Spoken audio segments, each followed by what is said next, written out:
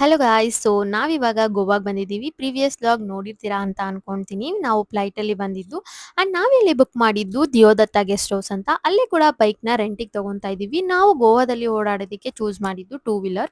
Two wheeler ಅಂತಲೇ best ಅನಿಸುತ್ತೆ ನನಗೇನೋ. ಆ್ಯಂಡ್ ಇಲ್ಲಿ ಬಂದು ನಾವು ಹೋಗೋಕ್ಕಿಂತ ಮುಂಚೆ ಬೈಕ್ನ ಎಲ್ಲದು ಫೋಟೋ ನೀಟಾಗಿ ತೊಗೊಂಡು ವಿಡಿಯೋ ತೊಗೊಂಡು ಹೋಗ್ತಾ ಇದ್ದೀವಿ. ಬಿಕಾಸ್ ಯಾವುದೇ ರೀತಿಯ ಸ್ಕ್ಯಾಮ್ ಆಗಬಾರ್ದು ಅಂತ. ಆ್ಯಂಡ್ ಪರ್ ಡೇಗೆ ನಾವು 400 ರುಪೀಸ್ನ ಪೇ ಮಾಡಿದ್ವಿ. ಸೊ 2 ಡೇಸ್ ಬೈಕ್ನ ರೆಂಟಿಗೆ ತೊಗೊಂಡ್ವಿ. ಸೊ ಆಲ್ಮೋಸ್ಟ್ 1600 ರುಪೀಸ್ ಆಯಿತು. ಆ್ಯಂಡ್ ಬೈಕ್ನ ರೆಂಟ್ ತೊಗೊಂಡು ನಾವು ಇವಾಗ ಹೋಗ್ತಾ ಇದ್ದೀವಿ. ನಾವು ಫಸ್ಟ್ ಪ್ಲೇಸ್ ಹೋಗ್ತಾ ಇರೋದು ಚಾಲಂಗುಟೆ ಬೀಚ್ ಅಂತ. ಇದು ಬಾಗಾ ಬೀಚ್ ನಿಯರೇ ಇದೆ. ನಮ್ಮ ರೂಮ್ ಬಂದು ಬಾಗಾ ಬೀಚಿಂದ ಜಸ್ಟ್ 100 ಮೀಟರ್ ಅಷ್ಟೇ ಡಿಸ್ಟೆನ್ಸಲ್ಲಿ ಇತ್ತು.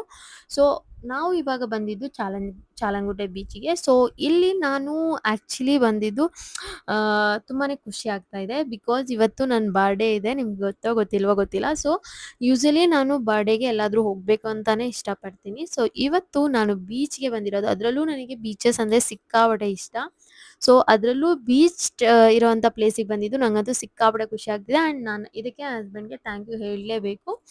ಆ್ಯಂಡ್ ಇದೆಲ್ಲ ಒನ್ ಆಫ್ ಮೈ ಡ್ರೀಮ್ ಅಂತಲೇ ಹೇಳ್ಬೋದು. ಬೀಚ್ ಮೀನ್ಸ್ ಬರ್ಡೇ ಟ್ರಿಪ್ಸ್ ಅನ್ನೋದು. ಬಿಕಾಸ್ ನಾವೆಲ್ಲ ಆವಾಗ ಬರ್ಡೇಗೆ ಯಾವುದಾದ್ರೂ ಹತ್ರ ಇರೋಂಥ ಟೆಂಪಲ್ಗೆ ಹೋಗಿ ಬರ್ತಿದ್ವಿ ಅಷ್ಟೇ. ಬಟ್ ನನಗೆ ಎಲ್ಲ ಬರ್ಡೇಗೂ ನಾನು ಯಾವುದಾದ್ರೂ ಒಂದು ಟ್ರಿಪ್ ಹೋಗಬೇಕು ಅಂತ ನಂಗೆ ತುಂಬಾ ಇಷ್ಟ ಇದೆ. ಆ್ಯಂಡ್ ನಾನು ನನ್ನ ಹಸ್ಬೆಂಡ್ಗೆ ನಿಜವಾಗ್ಲೂ ಥ್ಯಾಂಕ್ಸ್ ಹೇಳೋಕ್ಕೆ ಇಷ್ಟಪಡ್ತೀನಿ. ಬಿಕಾಸ್ ನಾನು ಆಲ್ಮೋಸ್ಟ್ ನನ್ನ ಎಲ್ಲ ವಿಶಸ್ನ ಅವ್ರಿಗೆ ಎಷ್ಟಾಗುತ್ತೆ ಅಷ್ಟು ಈಡೇರಿಸ್ತಾರೆ. ಆ್ಯಂಡ್ ಅಲ್ಲಿ ಬೀಚ್ ಹತ್ರ ಟೈಮ್ ಸ್ಪೆಂಡ್ ಮಾಡ್ತಾ ಇದ್ವಿ. ತುಂಬ ಬಿಸಿಲಿದ್ರೂ ಕೂಡ ಬೀಚ್ ನಿಯರ್ ಇದ್ದಾಗ ನಮಗೆ ಅಷ್ಟು ಸೆಕೆ ಆಗಲ್ಲ, ಬಿಸಿಲು ಅನಿಸಲ್ಲ. ಅದು ಒಂಥರ ಅದು ಫೀಲಿಂಗ್ ಹೇಳೋಕ್ಕಾಗಲ್ಲ. ವೇವ್ಸು ಅದು ಒಂದು ಬೀಚ್ ನಿಯರ್ ಇದ್ದರೆ ಏನೋ ಒಂಥರ ಚೆನ್ನಾಗಿ ಅನಿಸುತ್ತೆ. ಅಲ್ಲಿ ಕೂತ್ಕೊಂಡು ಮಾತಾಡ್ಕೊಂಡಿದ್ರೆ ನನಗಂತೂ ಸಿಕ್ಕಾಪಟ್ಟೆ ಖುಷಿ ಆಗ್ತಿದೆ. ಅದರಲ್ಲೂ ನನ್ನ ಬರ್ಡೇ ದಿನ ನಾನು ಇಲ್ಲಿ ಬಂದಿರೋದಂತೂ ನಂಗೆ ಸಿಕ್ಕಾಪಟ್ಟೆ ಖುಷಿ ಇದೆ. ಸೊ ನಾವು ಅಲ್ಲಿ ಒಂದಷ್ಟು ಫೋಟೋಸ್ ಎಲ್ಲ ತೊಗೊಂಡ್ವಿ, ವಿಡಿಯೋಸ್ ಕೂಡ ತೊಗೊಂಡ್ವಿ. ಆ್ಯಂಡ್ ಇಲ್ಲಿ ನೋಡಿ ನನಗಂತೂ ಎಷ್ಟು ಖುಷಿಯಾಗಿದೆ ಅಂದರೆ ನಾನು ಒಳ್ಳೆ ಚಿಕ್ಕ ಮಕ್ಳ ಥರ ಆಡ್ತಾ ಇದ್ದೀನಿ. ನನಗೆ ಆಲ್ರೆಡಿ ಬೇಬಿ ಇದೆ. ಸೊ ನಿಜವಾಗ್ಲೂ ಸಿಕ್ಕಾಪಟ್ಟೆ ಖುಷಿ ಆಯಿತು. ಆ್ಯಂಡ್ ನಾನು ನನ್ನ ಹಸ್ಬೆಂಡು ಸೇಮ್ ಕಲರ್ ಸ್ಲಿಪ್ಪರ್ನ ತೊಗೊಂಡೋಗಿದ್ವಿ. ಸೊ ಅದನ್ನೇ ಕೂಡ ಹಾಕ್ಕೊಂಡಿದ್ವಿ. ಆ್ಯಂಡ್ ಇಲ್ಲಿ ನೋಡಿ ನನ್ನ ಹಸ್ಬೆಂಡು ಹ್ಯಾಪಿ ಬರ್ಡೇ ಅಂತ ಬರಿತಾ ಇದ್ದಾರೆ. ಸೊ ಇಷ್ಟೇ ಅಲ್ವಾ ನಮ್ಮ ಹುಡುಗಿಗೆ ತುಂಬ ಖುಷಿ ಕೊಡೋವಂಥ ವಿಷಯಗಳು.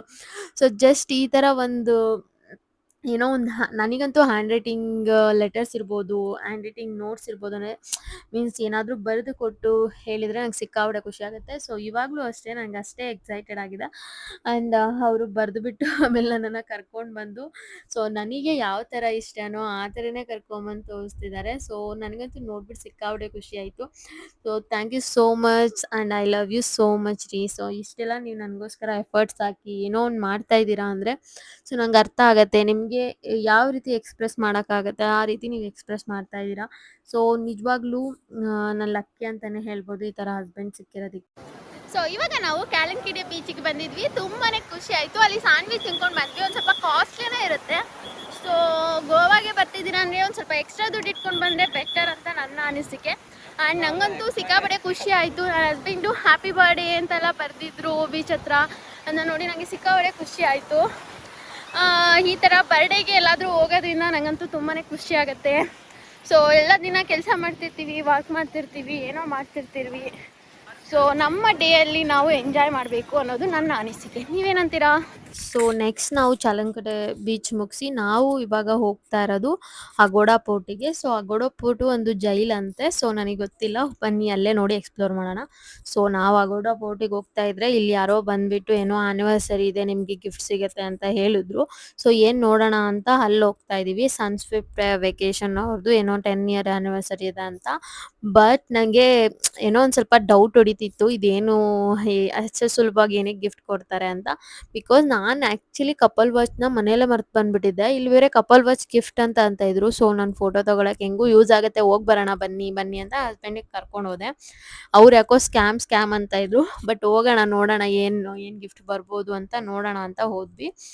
ಸೊ ಆಮೇಲೆ ಅಲ್ಲಿ ಹೋದರೆ ಅವರು ನಮಗೆ ಎಕ್ಸ್ಪ್ಲೈನ್ ಮಾಡಿದ್ದೇನೆಂದರೆ ಯಾವುದೋ ಒಂದು ಟ್ರಾವೆಲ್ ಇದೆ ಅಲ್ಲ ಅದ್ರ ಬಗ್ಗೆ ಎಕ್ಸ್ಪ್ಲೈನ್ ಮಾಡಿದ್ರು. ಸೊ ನಾವು ಆಲ್ರೆಡಿ ಒಂದು ಅಟೆಂಡ್ ಮಾಡಿದ್ವಿ. ಸೊ ಇದು ವರ್ತಿಲ್ಲ ಅಂದ್ಕೊಂಡು ಬಂದ್ಬಿಟ್ವಿ. ಬಿಕಾಸ್ 1,00,000 2,00,000 ಇನ್ವೆಸ್ಟ್ ಮಾಡಿದರೆ ಅಷ್ಟು ಸಿಗುತ್ತೆ, ಇಷ್ಟು ಸಿಗುತ್ತೆ ಅಂತ ಟ್ರಾವೆಲ್ ಬಗ್ಗೆ ಎಕ್ಸ್‌ಪ್ಲೇನ್ ಮಾಡಿದ್ರು. ಅದು ನಮ್ಗೆ ಅಷ್ಟು ಲೈಕ್ ಆಗಿಲ್ಲ. ಆ್ಯಂಡ್ ನಾವು ನೆಕ್ಸ್ಟ್ ಇಲ್ಲಿ ಬರ್ತಾ ಇರೋದು ಲೈಟ್ ಹೌಸ್ ಹತ್ರ. ಸೊ ಇಲ್ಲಿ ನಾವೊಂದು ಸ್ವಲ್ಪ ಮೇಲ್ ಬಂದು ಇಲ್ಲಿ ಈ ಬೀಚ್ ವ್ಯೂನ ಈ ಮೇಲಿಂದ ನೋಡೋದಕ್ಕೆ ಎಷ್ಟು ಸಕ್ಕತ್ತಾಗಿದೆ ಗೊತ್ತಾ? ಸೀರಿಯಸ್ಲಿ ತುಂಬಾನೇ ಚೆನ್ನಾಗಿ ಅನಿಸ್ತಾ ಇತ್ತು. ಆ್ಯಂಡ್ ಇಲ್ಲಿಂದ ಈ ಲೈಟ್ ಹೌಸಿಂದ ಅಗೋಡ ಪೋರ್ಟ್ ಕೂಡ ನಿಮಗೆ ಕ್ಲಿಯರ್ ಆಗಿ ಕಾಣುತ್ತೆ.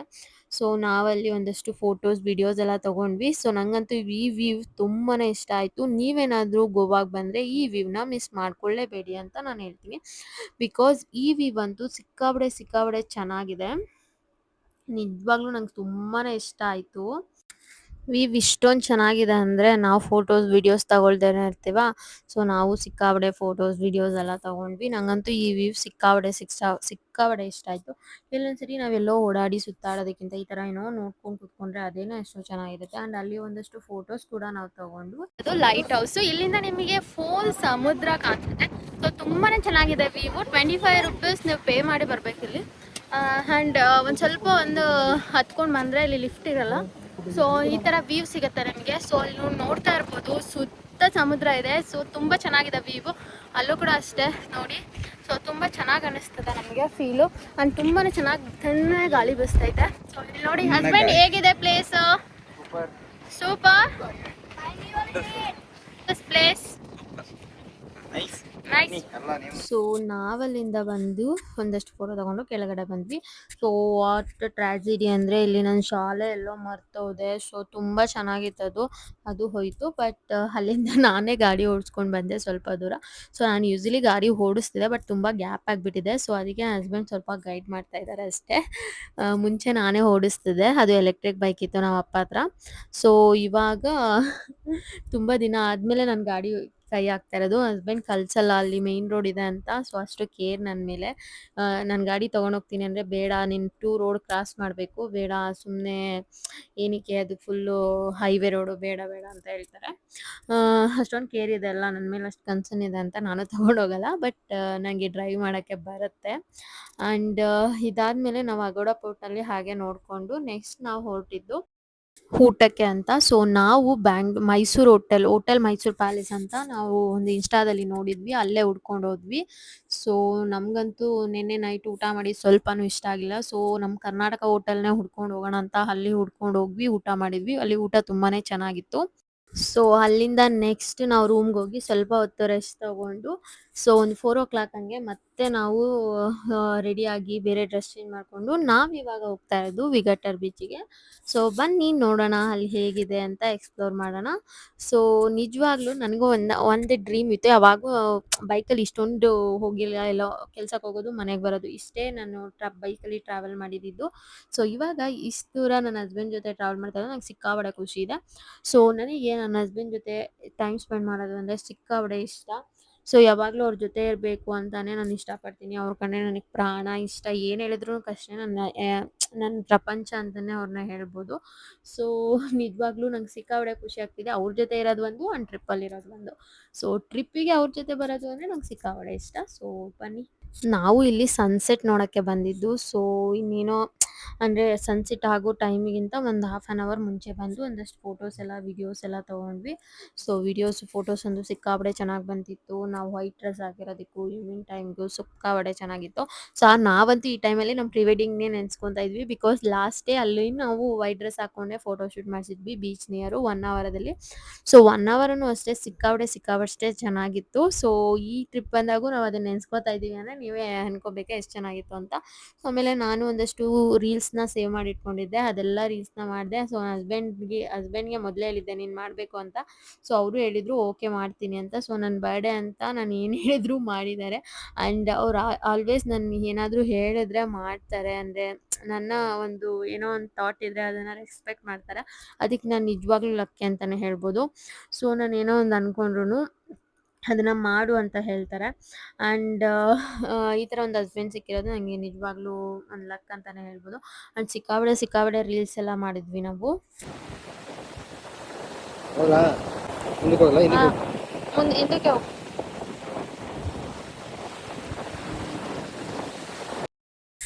ತುಂಬಾ ರೀಲ್ಸ್ ಮಾಡಿದ್ವಿ. ನಾನಂತೂ ಸಿಕ್ಕಾಪಟ್ಟೆ ರೀಲ್ಸ್ ಎಲ್ಲನೂ ಸೇವ್ ಮಾಡಿ ಇಟ್ಕೊಂಡಿದ್ದೆ. ಸೊ ಎಲ್ಲ ರೀಲ್ಸನ್ನು ಮಾಡಿದ್ವಿ. ತುಂಬಾನೇ ಚೆನ್ನಾಗಿತ್ತು. ಎಷ್ಟೊಂದು ಟೈಮ್ ಸ್ಪೆಂಡ್ ಮಾಡಿದ್ವಿ ನಾವು ಬೀಚ್ ಹತ್ರ. ಒಂದು ಮೋರ್ ದ್ಯಾನ್ 2 ಹವರ್ಸ್ ಸ್ಪೆಂಡ್ ಮಾಡಿದ್ವಿ. ಸೊ ಸಿಕ್ಕಾಪಟ್ಟೆ ಚೆನ್ನಾಗಿ ಅನ್ನಿಸ್ತಿತ್ತು. ಸನ್ಸೆಟ್ ನೋಡಿ ಎಷ್ಟು ಸಕ್ಕತ್ತಾಗಿ ಕಾಣಿಸ್ತಿದೆ. ಸೊ ಇದಕ್ಕಿಂತ ಇನ್ನೊಂದು ಒಂದಷ್ಟು ಫೋಟೋಸ್ ಇದೆ. ಅದ್ರಲ್ಲಿ ಇನ್ನೂ ತುಂಬ ಚೆನ್ನಾಗಿದೆ. ಸೊ ನಮಗಂತೂ ಸಿಕ್ಕಾಪಟ್ಟೆ ಚೆನ್ನಾಗಿ ಅನ್ನಿಸ್ತಾ ಇತ್ತು. ಈವ್ನಿಂಗ್ ಟೈಮು ತುಂಬ ಏನು ಬಿಸಿಲಿರಲಿಲ್ಲ. ಆ್ಯಂಡ್ ತುಂಬ ಅಲ್ಲಿ ವಿಗಟರ್ ಬೀಚಲ್ಲಿ ಕಡಿಮೆ ಜನ ಇದ್ದರು. ಆ್ಯಂಡ್ ಮರಳು ಥರ ಇರಲಿಲ್ಲ. ಸೊ ನೀವು ಆರಾಮಾಗಿ ನಡ್ಕೊಂಡು ವಾಕ್ ಮಾಡ್ಕೊಂಡು ಈ ಥರ ಇತ್ತು. ಒಂಥರ ತುಂಬಾ ಚೆನ್ನಾಗಿತ್ತು. ಸೊ ನಿಮಗೆ ಬಾಗಾ ಬೀಚ್‌ಗಿಂತ ಚಾಲಂಚಿಟ ಬೀಚ್‌ನಿಂದ ವಿಗಟರ್ ಬೀಚಲ್ಲಿ ತುಂಬಾನೇ ಫೋಟೋಸ್ ತಗೊಳ್ಳೋಗಿರ್ಬೋದು, ನೀವು ಏನಾದರೂ ಬರೆಯೋಕ್ಕಿರ್ಬೋದು ಅಲ್ಲಿ ಬೀಚ್ ಹತ್ರ, ಎಲ್ಲದಕ್ಕೂ ತುಂಬ ಚೆನ್ನಾಗಿದೆ. ಇವನ್ ನಾವು ಕುತ್ಕೊಳ್ಳೋಕ್ಕೆ ಎಲ್ಲದಕ್ಕೂ ತುಂಬಾನೇ ಚೆನ್ನಾಗಿದೆ ಅಂತ ಅನಿಸ್ತು. ಆ್ಯಂಡ್ ಪೀಸ್‌ಫುಲ್ ಆಗಿತ್ತು. ಬಾಗಾ ಬೀಚಲ್ಲಿ ತುಂಬ ರಶ್ ಇರುತ್ತೆ. ಚಾಲಂಕಟಲ್ಲೂ ಕಂಪೇರ್ ಟು ದಿಸ್ ವಿಗಟರ್ ಬೀಚ್ ತುಂಬ ರಶ್ ಇರುತ್ತೆ. ಇಲ್ಲಿ ತುಂಬ ಕಮ್ಮಿ ಜನ ಇದ್ರು ಅಂತ ನನಗನ್ನಿಸ್ತು. ಆ್ಯಂಡ್ ನನ್ನ ತಮ್ಮನೂ ಕೂಡ ತುಂಬ ವೀಡಿಯೋಸ್ ಎಲ್ಲ ಮಾಡ್ಕೊಂಡ. ಸೊ ಸಿಕ್ಕಾಪಟ್ಟೆ ಖುಷಿ ಆಗ್ತಾಯಿತ್ತು. ನನಗಂತೂ ತುಂಬ ವೀಡಿಯೋಸ್ ಎಲ್ಲ ಮಾಡ್ಕೊಂಡ್ವಿ. ಆ್ಯಂಡ್ ಸೇವ್ ಮಾಡಿದ್ದೆಲ್ಲ ಫಸ್ಟ್ ಟೈಮ್ ಇವಾಗೇನೆ ಮಾಡಿದ್ದು. ಅಂದರೆ ಬಿಕಾಸ್ ಎಲ್ಲ ಟೈಮಲ್ಲೂ ಸೇವ್ ಮಾಡಿರೋ ಒಂದಷ್ಟು ಮರ್ತುಬಿಟ್ಟು ಬಂದುಬಿಡ್ತೀವಿ. ಆ್ಯಂಡ್ ಅದಾದಮೇಲೆ ನಾವು ನೆಕ್ಸ್ಟ್ ಹೊರಟಿದ್ದು ಮನೆಗೆ ಹೋಗಿ ಒಂದು ಸ್ವಲ್ಪ ಹೊತ್ತು ರೆಸ್ಟ್ ಮಾಡಿ, ಸೊ ಬಾಗಾ ಬೀಚ್ ಹತ್ರ ಹೋಗ್ತಾ ಇದ್ದೀವಿ. ಸೊ ನಾನು ಬೆಳಿಗ್ಗೆಯಿಂದ ಏನಕ್ಕೆ ಇವ್ರು ಇನ್ನೂ ಬರ್ಡೇ ಮಾಡಿಲ್ಲ ಅಂತ ಅನ್ಕೊತಾ ಇದ್ದೆ. ಸೊ ಅವರು ಬಾಗಾ ಬೀಚ್ ಹತ್ರ ಮಾಡೋಣ, ಸರ್ಪ್ರೈಸ್ ಕೊಡೋಣ ಅಂತ ಪ್ಲಾನ್ ಮಾಡಿದ್ರು. ಸೊ ನನ್ನ ಸರ್ಪ್ರೈಸ್ ಆಗಿ ಕರ್ಕೊಂಡೋಗಿ ಅಲ್ಲಿ ಕೇಕ್ ಕಟ್ ಮಾಡಿಸಿದ್ರು. ಸೊ ಈ ದಿನಾನ ನಾನು ಯಾವತ್ತೂ ಮರೆಯಲ್ಲ ಅಂತ ಹೇಳ್ತೀನಿ. So one of my best birthday ಅಂತಲೇ ಹೇಳ್ಬೋದು. ಬಿಕಾಸ್ ನನಗೆ ಹೊರ್ಗಡೆ ಟ್ರಾವೆಲ್ ಮಾಡೋದಂದರೆ ಸಿಕ್ಕಾಪಟ್ಟೆ ಇಷ್ಟ. ಸೊ ನನ್ನ ಬರ್ಡೇ ದಿನ ಅದರಲ್ಲೂ ನನ್ನ ಫೇವ್ರೇಟ್ ಅಂದರೆ ಬೀಚ್. ಸೊ ಅಲ್ಲಿ ನಾನು ಕೇಕ್ ಕಟಿಂಗ್ ಮಾಡ್ತಾ ಇದ್ದೀನಿ ಅಂದರೆ ನನಗೆ ನಿಜ ನಂಬಕ್ಕೂ ಆಗ್ತಾಯಿಲ್ಲ. ಆ್ಯಂಡ್ ಈ ಮೇಯ್ನ್ ಇದಕ್ಕೊಂದು ರೀಸನ್ ಅಂದರೆ ನನ್ನ husband. Thank you so much ಅಂತ ಹೇಳೋಕ್ಕೆ ಇಷ್ಟಪಡ್ತೀನಿ. ಸೊ ಇದೇ ಥರ ಎಲ್ಲ ಬರ್ಡೇನೂ ಮೀನ್ಸ್ ಟ್ರಾವೆಲಲ್ಲೇ ಆಗಲಿ ಅನ್ನೋದು ನನ್ನ ಒಂದು ವಿಶ್. ಬಿಕಾಸ್ ಟ್ರಾವೆಲ್ ಅಂದರೆ ನನಗೆ ಸಿಕ್ಕಾಪಟ್ಟೆ ಇಷ್ಟ. ನಾವು ಯೂಶಲಿ ಯಾವಾಗಲೂ ಟ್ರಾವೆಲ್ ಹೋಗಲ್ಲ, ಕೆಲ್ಸಕ್ಕೆ ಹೋಗ್ತಾ ಇರ್ತೀವಿ. ಸೊ ಏನೋ ಒಂದು ಸ್ಪೆಷಲ್ ಡೇ ಬಂದಾಗ ಈ ಥರ ಟ್ರಾವೆಲ್ ಮಾಡಿ ಅಲ್ಲಿ ಸೆಲೆಬ್ರೇಟ್ ಮಾಡೋದು ನಿಜವಾಗ್ಲೂ ಸಿಕ್ಕಾಪಟ್ಟೆ ಖುಷಿ ಆಗುತ್ತೆ. ಅದು ಚಿಕ್ಕ ಸೆಲೆಬ್ರೇಷನ್ನೇ ಇರ್ಬೋದು. ಸೊ ನೈಟ್ ಟೈಮು ವೇವ್ಸ್ ಬರ್ತಾ ಇದೆ. ಸೊ ಇಲ್ಲಿ ಕೇಕ್ ಕಟ್ ಮಾಡ್ತಾ ಇರೋದು ಒನ್ ಆಫ್ ಮೈ ಡ್ರೀಮ್ ಅಂತಲೇ ಹೇಳ್ಬೋದು. Thank you for fulfilling my dream ಅಂತ ಹಸ್ಬೆಂಡಿಗೆ ಹೇಳ್ತಾ, ಇದು ನನ್ನ ಸಿಕ್ಕಾಪಟ್ಟೆ ಖುಷಿ ಆಗ್ತಾ ಇರೋಂಥ ಕ್ಷಣ ಅಂತಲೇ ಹೇಳ್ಬೋದು. ಆ್ಯಕ್ಚುಲಿ ಕೇಕ್ ತುಂಬಾನೇ ಚೆನ್ನಾಗಿತ್ತು. ಸೊ ಕೇಕ್ ಕಟಿಂಗ್ ಸೆಲೆಬ್ರೇಷನ್ ಎಲ್ಲ ಆದಮೇಲೆ ಸೊ ನಾವು ಕೇಕ್ ತಿಂತಾ ಇದ್ದೀವಿ. ಸೊ ಇಲ್ಲಿ ನೋಡಿ ಬಾಗಾ ಬೀಚ್ ಹತ್ರ ಎಷ್ಟು ಲೈಟ್ ಇದೆ, ಎಷ್ಟು ಜನ ಇದ್ದಾರೆ. ನಿಜವಾಗ್ಲೂ ನೀವು ನೈಟ್ ಲೈಫ್ ಎಂಜಾಯ್ ಮಾಡಬೇಕು ಬೀಚ್ ನಿಯರ್ ಅಂದರೆ. ಬೇರೆ ಯಾವ ಕಡೆನೂ ಬೀಚ್ ಹತ್ರ 6:00 ಮೇಲೆ ಅಲೋ ಮಾಡಲ್ಲ. ನಾನು ಎಲ್ಲಿ ಹೋಗಿದ್ದೀನಿ ಅಲ್ಲೆಲ್ಲಾನು. ಬಟ್ ಇಲ್ಲಿ ನಿಮಗೆ ಎನಿ ಟೈಮ್ ನೈಟೆಲ್ಲ ಅಲೋ ಇರುತ್ತೆ ಬೀಚ್ ಹತ್ರ. ಸೊ ತುಂಬಾನೇ ಚೆನ್ನಾಗಿರುತ್ತೆ. ಪ್ಲೇ ಮಾಡೋಕ್ಕಂತಲ್ಲ, ಸೊ ಬೀಚ್ ನಿಯರ್ ಕುತ್ಕೊಳ್ಳೋದೇ ಒಂದು ಖುಷಿ. ಏನೋ ಒಂಥರ ಸಿಕ್ಕಾಪಟ್ಟೆ ಚೆನ್ನಾಗಿರುತ್ತೆ. ಸೊ ನೀವು ನೈಟ್ ಲೈಫ್ ಎಂಜಾಯ್ ಮಾಡ್ಬೇಕಂದ್ರೆ ಗೋವಾಗೆ ಬರೋದನ್ನ ಮಿಸ್ ಮಾಡಲೇಬೇಡಿ. ನನಗಂತೂ ಗೋವಾ ಸಿಕ್ಕಾಪಟ್ಟೆ ಇಷ್ಟ ಆಯಿತು. ಸೊ ನೆಕ್ಸ್ಟ್ ಟೈಮ್ ಗೋವಾಗೆ ಇನ್ನೊಂದು ಸರಿ ಬರಬೇಕು ಅಂತನೂ ಕೂಡ ನಾವು ಅಂದ್ಕೊಂಡಿದ್ದೀವಿ ನಮ್ಮ ಪಾಪು ಕರ್ಕೊಂಡು. ಸೊ ಈ ಒಂದು ಮಿಡ್ ನೈಟಲ್ಲಿ ನಾನು ಬೀಚ್ ನಿಯರ್ ಇದ್ದೀನಿ ಅಂದರೆ ನಂಗೆ ಸಿಕ್ಕಾಪಟ್ಟೆ ನಂಬಕ್ಕೆ ಆಗ್ತಾಯಿಲ್ಲ. ನನಗಂತೂ ಸಿಕ್ಕಾಪಟ್ಟೆ ಖುಷಿ ಆಯಿತು. ನೋಡಿ ಇಲ್ಲಿ ಖುಷಿಗೆ ಡ್ಯಾನ್ಸ್ ಮಾಡ್ತಾ ಇದ್ದೀನಿ ನಾನು. ಸೊ ನನಗಂತೂ ಏನು ಎಕ್ಸ್‌ಪ್ರೆಸ್ ಮಾಡಬೇಕು ಅಂತಲೂ ಗೊತ್ತಾಗ್ತಾ ಇರಲಿಲ್ಲ. ಸೊ ಫುಲ್ ಖುಷಿಯಾಗಿದ್ದೀನಿ. ನನ್ನ ಈ ಖುಷಿಗೆ ಕಾರಣ ನನ್ನ ಪ್ರೀತಿಯ husband. Thank you so much ರೀ. I love you. ಸೊ ನಾನು ಮತ್ತೆ ನನ್ನ ಹಸ್ಬೆಂಡ್ ಕೂಡ ಡ್ಯಾನ್ಸ್ ಮಾಡಿದ್ವಿ.